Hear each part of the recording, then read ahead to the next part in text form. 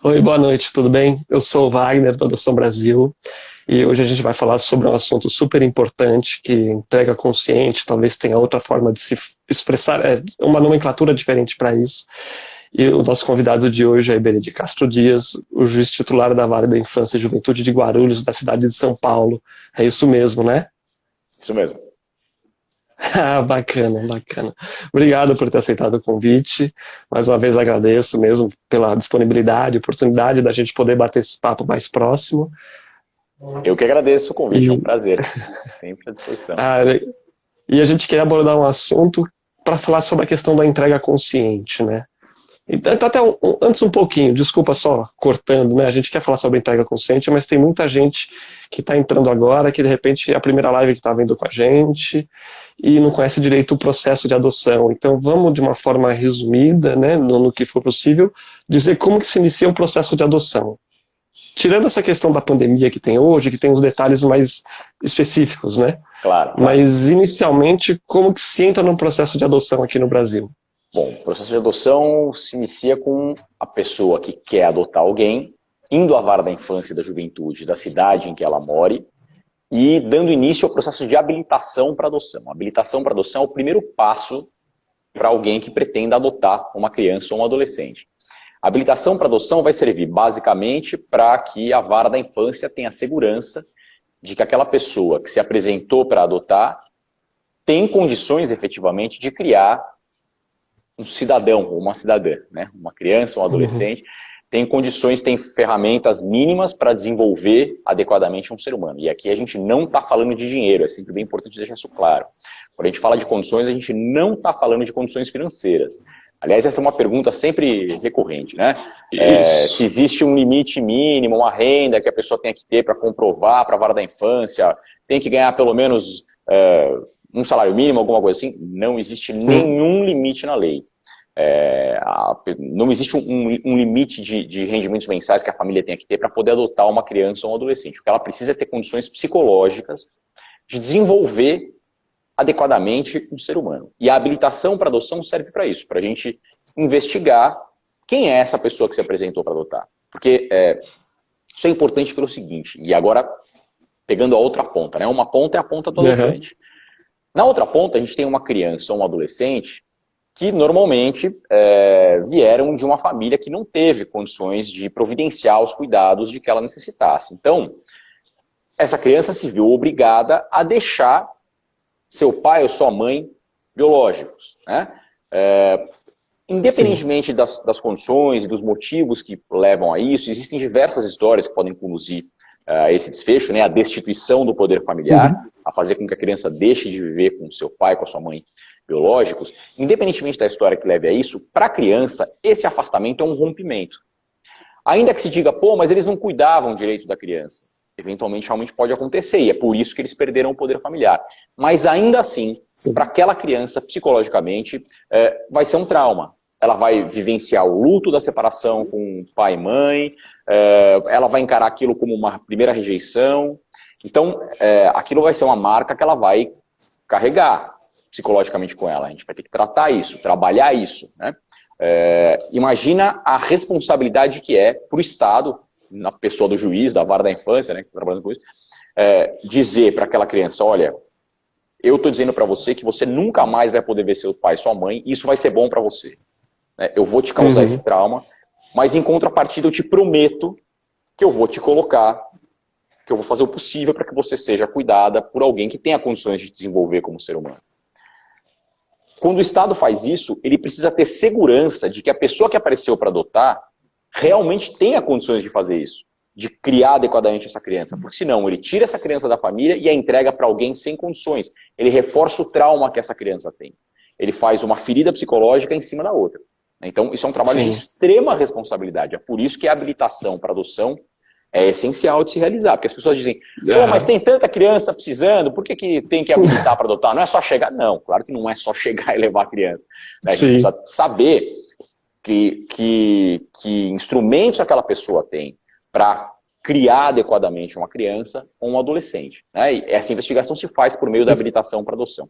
Então é na habilitação que a gente vai fazer estudos psicossociais com a pessoa que se apresenta para adotar, né? A gente vai chegar com uma dupla de psicólogas ou psicólogos e assistentes sociais para investigar se aquela pessoa está consciente a respeito dos desafios que ela vai enfrentar. Isso é o mais importante de tudo, né? Saber se ela tem uma expectativa que se aproxime da realidade, isso é o essencial. E o grande trabalho que a gente tem para fazer na habilitação para adoção é justamente aproximar a expectativa que aquela pessoa tenha da realidade, evitar que aquela pessoa idealize a maternidade ou a paternidade. Isso é o mais importante, porque fatalmente ela vai passar por momentos de teste, ela vai ser testada pela criança ou pelo adolescente que ela vai adotar, e ela precisa entender como se portar e ela precisa estar preparada para isso, né?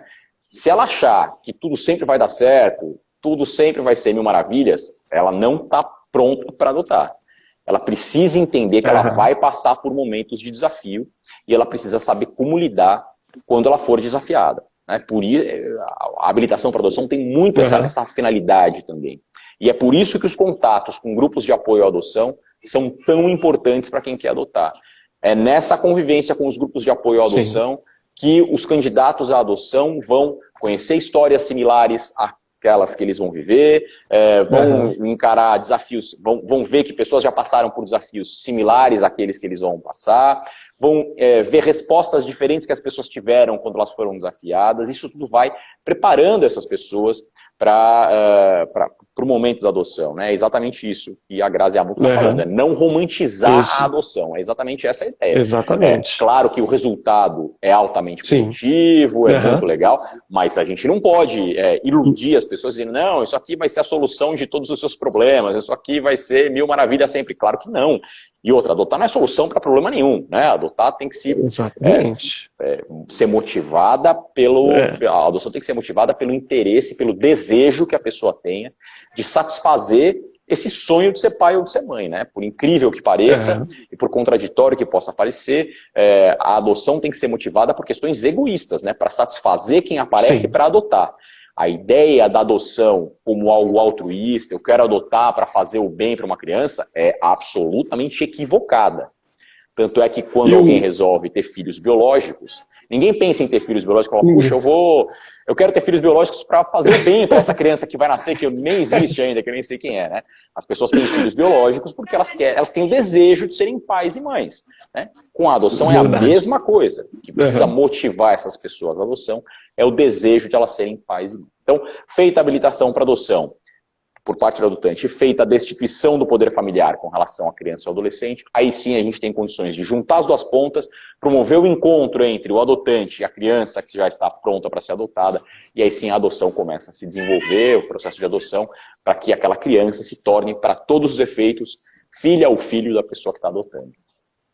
Sim, excelente, assim, super claro mesmo, é assim que funciona. Eu sou pai de 2 crianças e vale ressaltar que para o segundo filho eu passei pelo processo de novo. Eu fiz todas as entrevistas com o setor técnico, porque foi como você disse, porque os desafios são outros e perguntaram para a gente como seria a nossa nova rotina, já que vai ter mais um filho. Como que vai funcionar? E o seu filho já sabe que vai ter uma irmã? E por aí foi, porque eles querem ter a certeza de que realmente cabe mais uma criança nessa família, né?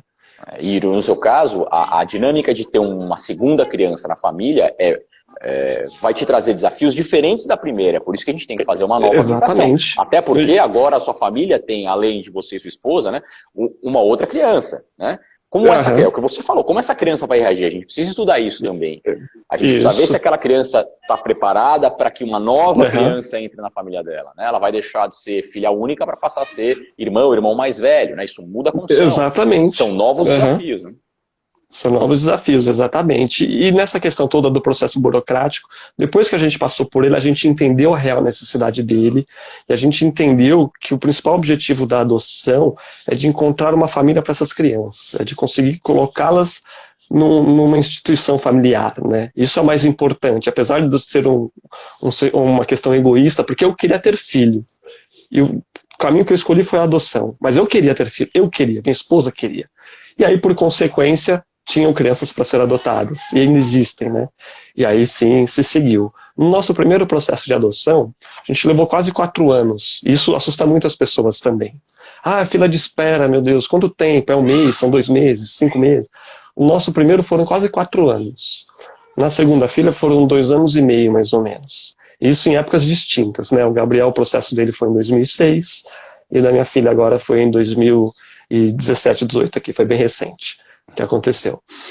E aí nisso a gente cai numa outra situação. Eu como adotante, e provavelmente você deve conhecer histórias sobre isso. Quando você fala que vai adotar, o povo brasileiro, ele quer ajudar de alguma forma.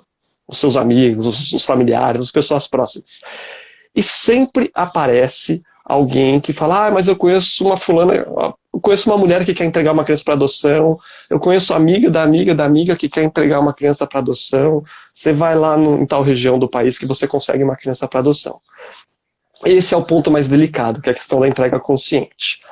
Então vamos inverter um pouco a história agora, porque a gente sabe que as crianças não têm uma história feliz quando vão para um abrigo. Ela não estava numa família constituída, né, perfeitamente, então alguma coisa aconteceu para ela chegar lá. Nesse ponto, uma gestante ela quer entregar um filho para adoção. Qual que é o caminho que ela deve seguir? Vamos primeiro pontuar essa pessoa, para que ela tenha essa orientação, que é o que parece essa orientação ainda não chega nessas mulheres, né? Isso eu acho que é um dos grandes problemas que a gente tem. A gente falha muito ainda nessa comunicação. A coisa mais importante nesse momento de se dizer é direito da mulher, da gestante ou da mãe, é direito da gestante ou da mãe de entregar o filho ou a filha que ela está gestando ou que ela já teve aos cuidados da vara da infância e da juventude. A mulher tem o direito de fazer isso. Ela não vai ser presa, ela não vai ser punida criminalmente, muito pelo contrário. Quando a mulher toma essa decisão de procurar a vara da infância e da juventude e dizer, olha, eu estou grávida, eu já tive meu filho, minha filha, e pretendo entregá-la aos cuidados da vara da infância, ela vai ser totalmente respaldada pelo sistema todo de proteção. No fundo, a gente está respaldando a mulher, mas está principalmente respaldando aquela criança, né? Por isso que ela é protegida. Exatamente. A mulher vai ser amparada, de novo, pelo corpo técnico, então ela vai ter o respaldo de psicólogas, de assistentes sociais, de psicólogos, que vão entender a história dessa mulher, que barreiras ela encontra para criar aquela criança. Aquela entrega que ela está fazendo, como você falou, é consciente, ela tem alguma razão por trás daquilo, ela está sendo impelida a entregar aquela criança por que motivo, a gente precisa apurar tudo isso. Ela está fazendo aquilo de forma consciente, ela está em estado puerperal, ou seja, ela está em depressão pós-parto. Isso tudo é importante de a gente apurar. E verificar se tem alguma condição de resolver o problema daquela mulher. Porque às vezes aquela mulher pode estar em profundo sofrimento. Ela pode estar dizendo que quer entregar a criança, que aquela não seja um desejo efetivo, né? Ela se viu impelida por uma série de fatores a fazer algo que ela não quer. Se a gente verifica que é isso, a gente tenta respaldá-la. Se a gente verifica que é efetivamente o desejo da mulher, totalmente consciente, está bem resolvida com aquilo, quer entregar a criança aos cuidados da vara da infância, de novo, ela vai receber todo o respaldo.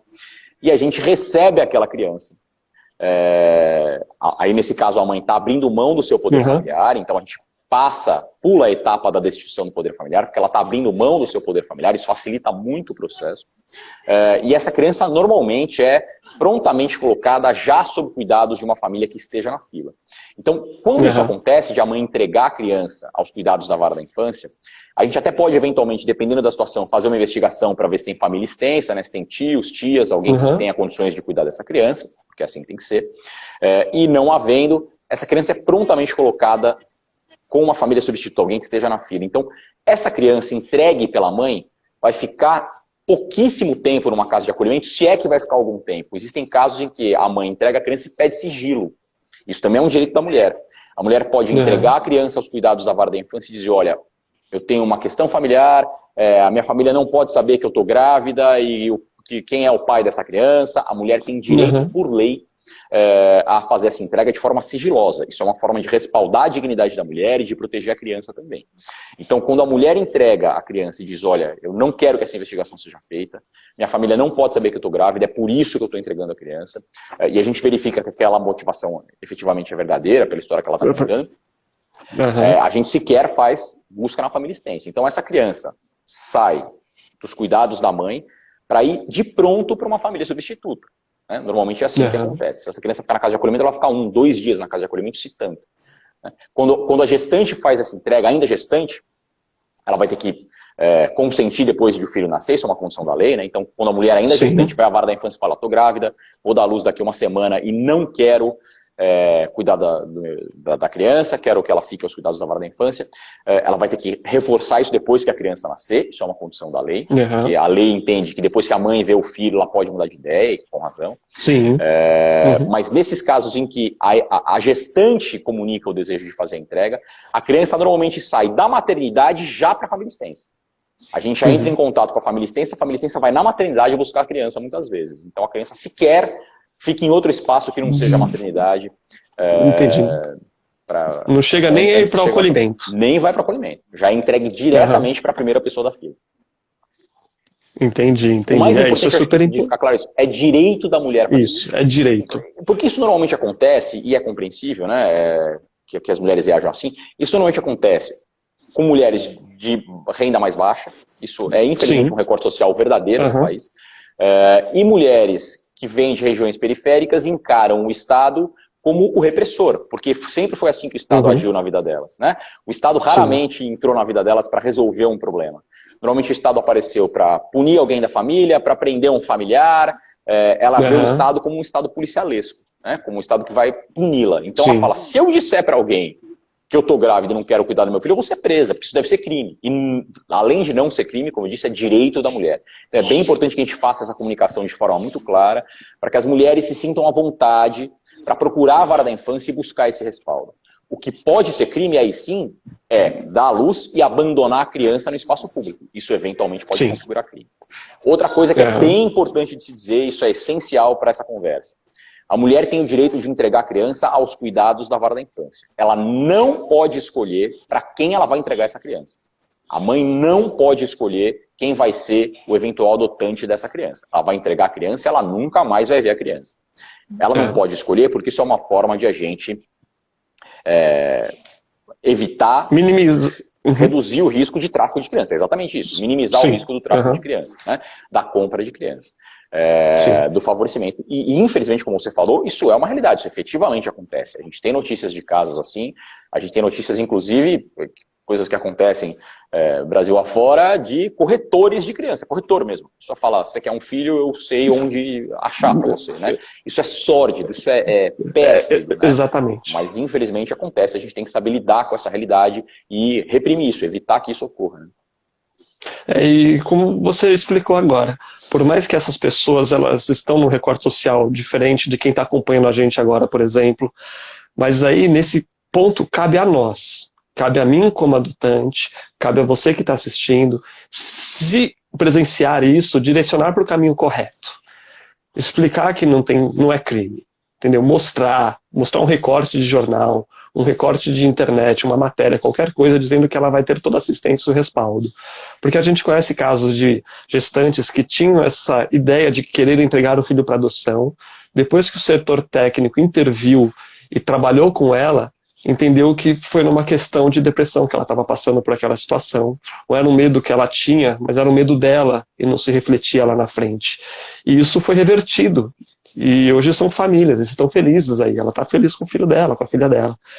Então isso é de extrema importância mesmo, e cabe a nós, cabe a mim, cabe a todo mundo. Quando surgir esse tipo de situação de frente, que vai acontecer, isso acontece pelos amigos. É que eu sou da época, quando o primeiro processo de adoção, lá em 2006, redes sociais já nem existia, né? Era muito difícil esse contato que a gente tem hoje. A globalização não era tão grande e tão acessível quanto é hoje. Mas hoje, infelizmente, na internet acontece muito. Em grupos de WhatsApp, grupos de redes sociais. E é extremamente perigoso. Primeiro, foi como a gente disse, até num vídeo com a Grazi, a gente comentou algo sobre isso, né? Primeiro, essa questão do crime, porque é um crime você comercializar uma criança. Muitas vezes elas vêm com histórias tristes, essas mulheres que estão gestando uma criança, dizendo que precisam de ajuda para algum tipo de situação, de tratamento, pegam passagem aérea para vir para uma cidade grande. Muitas vezes essas mulheres nem crianças têm. Elas estão aplicando um golpe, pegando na nossa fragilidade. O nosso medo de falar, ai meu Deus, o processo eu vou ficar 5 anos na fila de espera. Como isso é possível? E por mais que isso aconteça, quando aconteceu com a gente, que aconteceu com a Grazi e comigo, de vir um amigo do amigo do amigo do amigo que conhecia alguém. A gente sempre teve o seguinte linha de pensamento, né? Quando eu colocar meus filhos de noite para dormir, que der um beijinho neles de boa noite e for dormir, eu quero dormir tranquilo, sabendo que eu tenho uma história pura com os meus filhos. Meus filhos são meus filhos. Eu não quero começar uma história de amor errada. Não quero começar de maneira ilegal. O vínculo afetivo mais importante que você vai ter na vida, né? Ele não pode ser poluído, ele não pode ser viciado. É o vínculo afetivo mais relevante que você vai ter na sua vida, né? Então, ele tem que ser feito de forma lícita, legal. Você não pode ter nada, nenhum ruído ali naquele meio, porque isso fatalmente vai dificultar essa relação, vai tornar essa relação inadequada, vai sempre ter um problema de fundo. Isso é absolutamente inadequado para que esse vínculo entre mãe, pai, filho e filha se forme adequadamente. E outra questão que a gente costuma frisar de que isso realmente não deve acontecer, né? A gente tem que ficar então bem preparado para que quando isso vier a acontecer, a gente já saber como proceder, para evitar qualquer tipo de transtorno e situações aí que a gente sabe que ocorre, né? Então, infelizmente, claro, o crime acontece ainda que não haja pagamento pela criança, tá? Tráfico de crianças da mesma forma, né? Ainda que a entrega não se faça com pagamento, com dinheiro, ou com algum favorecimento e tal, continua sendo ilícito. Sim, com certeza. Então isso acho que é importante que a gente consiga deixar bem claro mesmo para todo mundo. Então, do outro lado, se isso acontecer com você, a gente já sabe como agir e que essa pessoa vai ter todos os direitos e todos os respaldos. Essa mulher ela não vai ser discriminada, não é criminosa, ela só quer entregar o filho para adoção independente do motivo dela. E por incrível que pareça, isso pode eventualmente ser um ato de amor, né?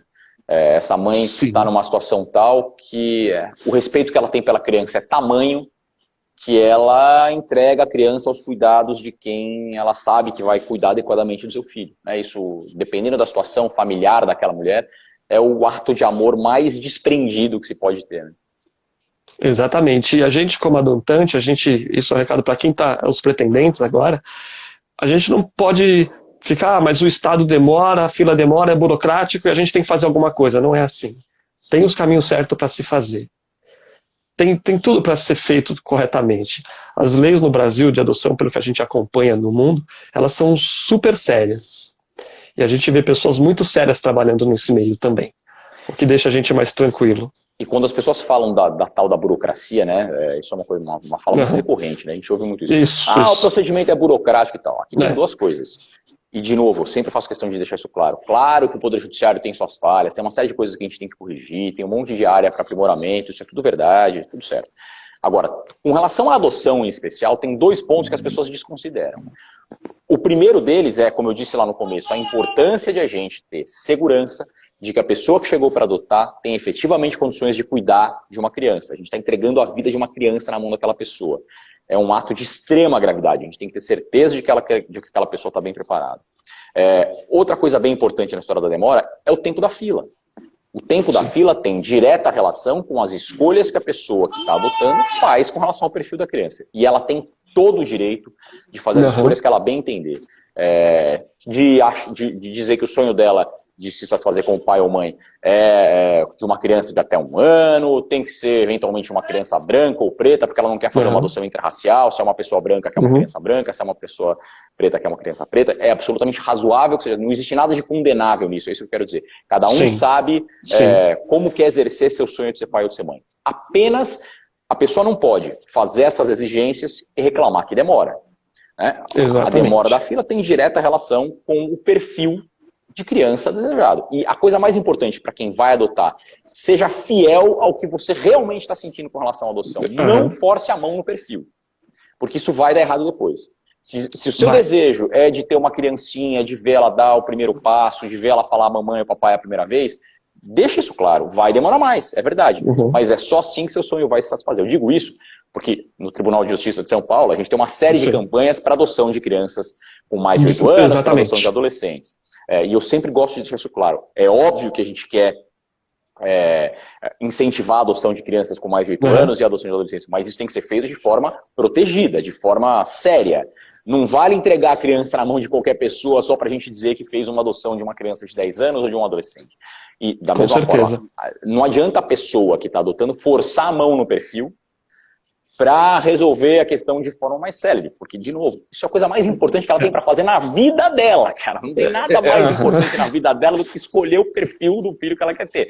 É um poder até super divino, né? Ela vai ter um filho biológico, ela não tem como escolher isso. Na adoção, você tem como olhar a cara do teu filho e da tua filha, cara. Você sabe tudo dela antes dele chegar. Então, é importantíssimo que, eu digo isso por conta das campanhas todas que a gente faz de adoção, que as pessoas sejam conscientes no momento do preenchimento do cadastro e fiéis aos seus efetivos sentimentos. A gente sempre reforça isso aqui também, que assim, seja assim, honesto consigo mesmo. Porque a gente chama isso de cortar fila. Quando você quer cortar fila, aí tudo bem, você quer adotar um adolescente, mas o seu perfil é para criança de 2 anos, os desafios são completamente diferentes. E primeiro, se você foi habilitado para uma criança de 2 anos, para adotar uma criança de um perfil de até de 2 anos, e do dia para a noite você falar que quer uma criança de 15, o setor técnico, ele sabe que tem alguma coisa de esquisito ali. E provavelmente seu processo vai ter uma pausa para você refletir, você vai voltar para o setor técnico, vai voltar para grupos de apoio, para ter certeza se é realmente isso que você quer. Então aquilo que você achou que fosse cortar a fila lá na frente, de repente nem corta tanto, porque o setor técnico tem que ter a garantia, porque ninguém muda do perfil de 2 anos para 15 de uma maneira tão rápida assim, não é verdade? E por outro lado, tem casos que mudam. E a gente sabe, e as famílias dão super certo, porque eles se conscientizam, eles se informam, eles vão para grupos de apoio, eles veem as matérias na televisão, conhecem esses programas, como por exemplo o Adote Boa Noite aqui de São Paulo, que tem, né? Que mostra a realidade dessas crianças. E aí eu reforço a importância dos grupos de apoio. Nos grupos de apoio, o adotante vai ter contato com diversas formas de adoção, de realização da paternidade e da maternidade, e ele pode perceber que, na verdade, o desejo dele não era exatamente aquele do perfil que ele mencionou, mas que ele amadureceu a ideia, que ele refletiu melhor sobre aquilo e queria mudar o perfil de forma válida. É claro, isso normalmente é o que acontece. E os grupos de apoio à adoção são essenciais para isso, para preparar adequadamente aquela pessoa para adotar. E é o que você falou, no setor técnico, no estudo técnico, a gente consegue identificar se o que motivou a troca do perfil é algo razoável, algo que vai ser bom para a criança, ou se é uma forçação de mão que vai acabar dando errado lá na frente. Exatamente, só para não ficar esse tempo todo na tal fila da espera aí. E no nosso caso também, eu disse que foi quase 4 anos no primeiro processo, mas o nosso perfil, o nosso primeiro, era de criança de até 1 ano, até 12 meses. Até que foi rápido. Como você disse, a gente foi fiel ao nosso... então, até que foi rápido. Mas a gente foi fiel. Tanto é que quando venceu o prazo de 2 anos, na época a gente tinha que renovar de novo. E foi, assim, firmemente questionado pelo setor técnico. Vocês não querem mudar de perfil? Vocês não querem mudar de perfil? Não quer uma criança maior? Mas, a gente não. A gente quer isso. Eu quero sujar a mão na fralda do meu filho. Eu quero ver ele engatinhar. E a gente, ok. E pra gente tava ok. Se eu vou, mas pode demorar mais 2, 3 anos. A gente, tudo bem. A gente quer ter um filho de até 1 ano. A gente quer vivenciar isso. Por outro lado, também, tem inúmeros casais que na vida não se encaixa um bebê. Exatamente. Infelizmente tem casais que eles estão preparados para outro tipo de perfil, porque essas crianças têm outra chance, outra oportunidade de viver no âmbito familiar, né? Exatamente. Muita gente que diz, eu não quero os desafios todos de pegar uma criança de 2, 3, 4, 5 anos. Eu prefiro uma criança já com um pouco mais de idade, que já tem um pouco mais de independência, que já saiba se virar um pouco mais sozinha. É assim que o meu sonho de ser pai ou de ser mãe vai satisfazer. Existe para todas as possibilidades, para todos os perfis. É importante que a pessoa seja fidedigna àquilo que ela efetivamente está sentindo, né? Realmente é super válido. E esse papo está sendo super esclarecedor, porque eles agora estão conseguindo escutar de um juiz que trabalha no dia a dia, vive isso, e tem a certeza de que as coisas funcionam. Pelo menos é mais próximo, né? Então, por mais que a gente esteja aqui batendo um papo de uma maneira um pouco mais informal, né? Estamos aqui de casa, aqui, essa coisa toda, mas é realmente para conseguir levar esse tipo de informação. E naquela questão toda de entrega consciente, então a entrega direta, isso não pode existir. Não pode, é crime. Se porventura essa mãe que ela gestou, que eu vi uma pergunta ali, essa gestante, essa mulher, ou a mulher que entregou, né? Futuramente ela pode se arrepender. Assim, se arrepender ela pode, mas pela lei essa coisa pode ser revertida ou não existe essa possibilidade? Não, a entrega para adoção, uma vez feitos os estudos e superado o prazo para isso, é irrevogável. Então, quando se toma a decisão de que a mãe está consciente e a entrega foi válida, ela não vai ter depois como voltar atrás, isso não. Isso é uma segurança para a criança e para o processo, para o sistema como um todo, né? Porque a outra ponta do processo, que são dos pretendentes, e do processo da criança também, essa mulher, essa gestante já não tem mais acesso, né? Exatamente, ela não vai saber nem para quem a criança foi entregue, ela não vai saber quem são os adotantes. Ainda que eventualmente no futuro ela se arrependa, ela não vai ter como tomar nenhuma providência para reaver a criança validamente, né? Existe uma segurança considerável nesse ponto. E na verdade, assim, pelo que eu tenho visto, claro, talvez haja histórias assim, mas eu nunca tive nenhum problema com isso. As mães normalmente que aparecem para entregar, por conta disso também, a gente faz esses estudos todos, né? Não é que a mãe fala, eu tô grávida e quero entregar meu filho, beleza, dá o filho aqui e acabou. Exatamente. Né? É uma coisa estudada, a gente verifica efetivamente se a mulher está consciente do que ela está fazendo, então a gente reduz muito a margem para erro, a margem de risco disso acontecer. Eu, particularmente, confesso que nunca tive esse problema de mãe que tenha conscientemente entregue o filho aos cuidados da vara da infância, depois querer mover algum processo para tentar reaver a guarda.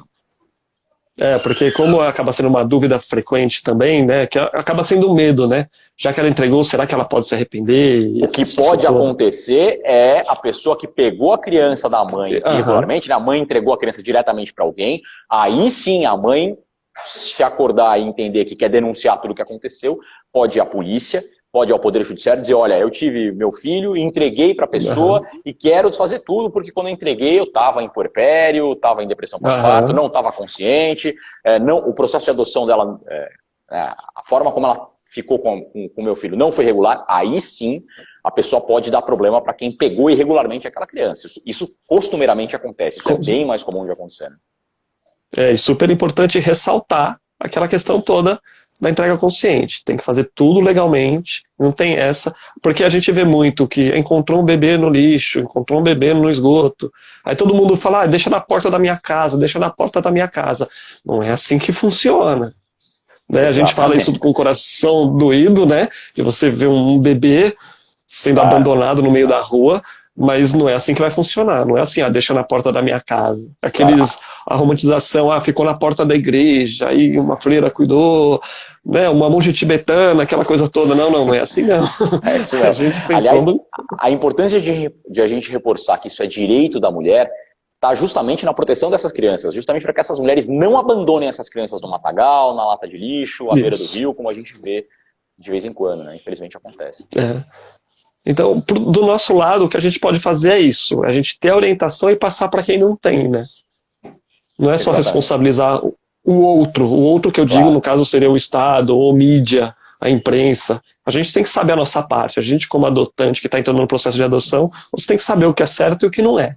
Claro, das suas responsabilidades, né? Inclusive, a pessoa que está se habilitando para adotar, né? Que pensa na adoção, de novo, vai tomar a decisão mais importante da vida dela. Nenhuma decisão da vida dela vai ser tão importante quanto aquela. Né?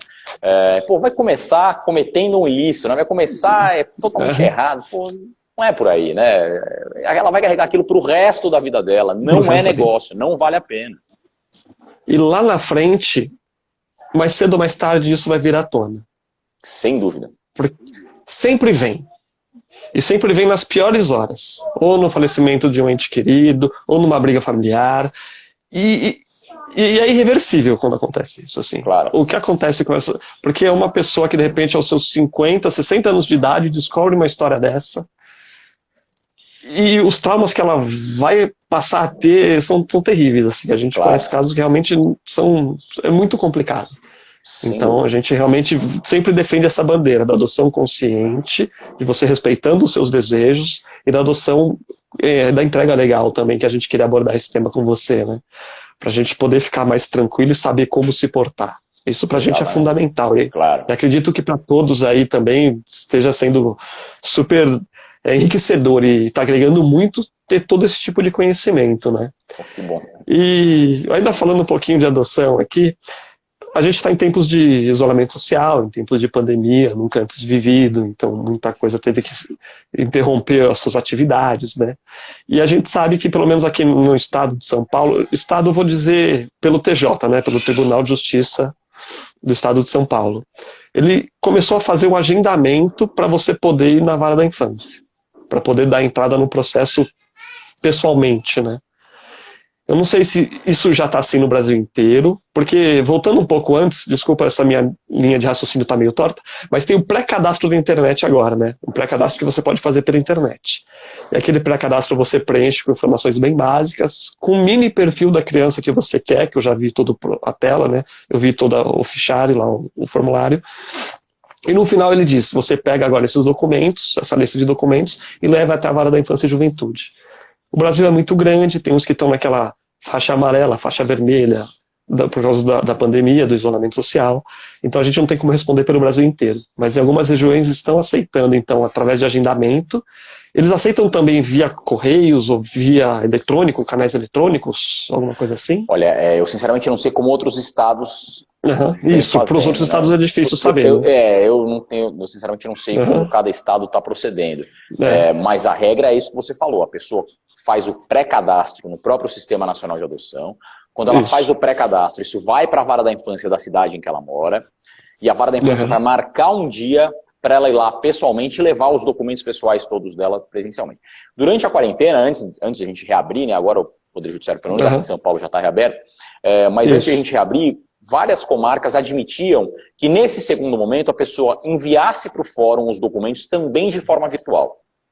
Né? Então a pessoa poderia mandar fotos dos documentos e tal, né, ou escanear os documentos, para a gente poder dar andamento a isso também de forma virtual, por ser uma situação absolutamente excepcional. Sim. Né? Mas a regra realmente é nesse segundo momento a pessoa ser chamada para ir ao fórum, né, para se apresentar lá e para levar os documentos todos que ela tem que levar para começar efetivamente o processo de habilitação. Então, em via de regra, para a gente acalmar nossos ânimos, a gente pode fazer o pré-cadastro pela internet, e isso é nacional, que é no Conselho Nacional de Justiça, né, no site do CNJ, né? E dali para frente você pode entrar em contato, tentar entrar em contato via telefone com a Vara da Infância e Juventude da sua cidade, que assim eles vão dar o melhor caminho. Eu digo de São Paulo porque eu também estou em São Paulo capital e eu vi que o Tribunal de Justiça estava fazendo já o agendamento online para não ter aglomeração dentro da Vara da Infância, do fórum, né? Porque não é só a Vara da Infância, é um fórum que atende de tudo, né? E tem uma Vara da Infância lá dentro. Então tem que ter um agendamento para ter segurança para todo mundo, para quem está trabalhando e para a gente que está indo para lá. Então essa para a gente aqui foi bem legal também. Então já ajuda a esclarecer um pouquinho. Claro. E tem alguma questão que você, de repente, acha que precisa ser ressaltada também? A gente pode entrar aqui nas perguntas aqui do pessoal. Acho que o principal, o mais importante, a gente mencionou com relação à entrega legal. Né? Acho sempre importante a gente deixar claro esses dois pontos. Né? Direito da mulher, e ela não pode escolher para quem ela vai entregar, quem receber a criança está cometendo crime. Né? Isso é bem importante de a gente deixar claro e explicar as razões todas pelas quais a coisa funciona assim. Né? Isso não é uma questão de burocracia, é uma questão de assegurar direitos daquela criança, né? E para todo mundo que estiver assistindo, já sabe a orientação. Se pegou agora, volta um pouquinho depois no vídeo para entender como funciona essa questão da entrega consciente, o que é configurado o crime, o que não é. Toda mulher ela tem o direito de entregar o filho dela, seja gestante ou se já for mãe, de entregar essa criança para adoção. Isso não é crime nenhum e ela vai ter todo o respaldo técnico e todo o apoio multidisciplinar aí, psicólogos e assistentes sociais, para caminhar da melhor maneira possível. Inclusive, se eu não me engano, tem até a questão do acompanhamento pré-natal também, não tem? A mãe recebeu o respaldo. Sim, mesmo do Sistema Único de Saúde, né? Mas aí você está falando do respaldo médico mesmo, né?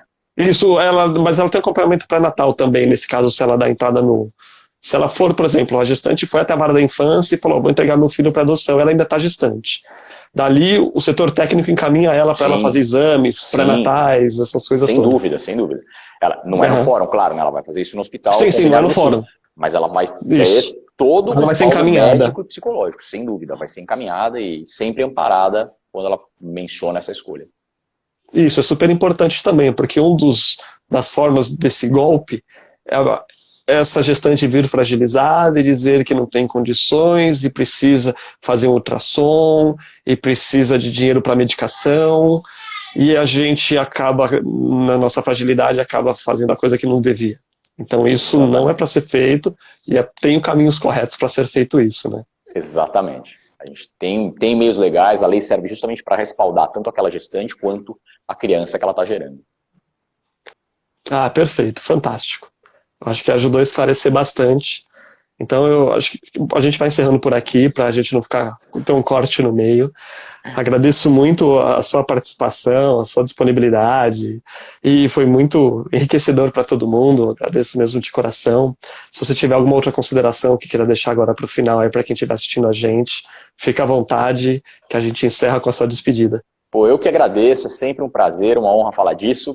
Estou à disposição, e estou à disposição para eventuais perguntas também, pelo Instagram. Às vezes as pessoas me fazem perguntas, têm dúvidas, a gente pode ir conversando e respondendo isso com o tempo, pelo Instagram, pelas mídias sociais, pelo Twitter, enfim. A gente sempre tem formas de esclarecendo a população cada vez mais sobre isso. É muito importante que iniciativas como essa sua se propaguem no tempo, né? Que não fique numa live só, como você falou, você tem feito várias. Isso é bem importante que isso tenha continuidade, porque é uma forma bem interessante, muito fácil de esclarecimento para a população.